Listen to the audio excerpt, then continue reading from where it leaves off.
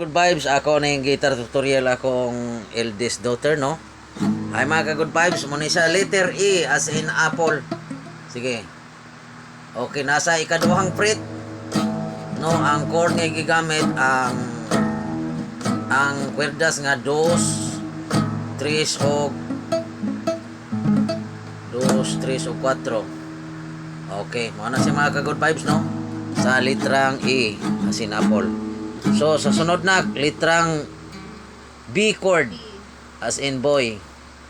Sa second fret, ang iyahang lugpit sa bar, then ika-upat. Okay, muna siya ang B chord. Medyo di pa lang siya munting mga good vibes kay ihanap ng mga beginners how to practice sa guitar chord. So, ang sunod sa J, sa C dai si sa mga good vibes, sorry. Sige. Good. Kuha na yung C mga ka good vibes, no? Okay. Muna akong daughter. Muna akong himuon siyang vokalis. Bon. O rhythm guitarist ang vokalis. C. So, diyan sa takutob, no? Mga good vibes, i-proceed ako siya sa lain na sad nga major chord sa D.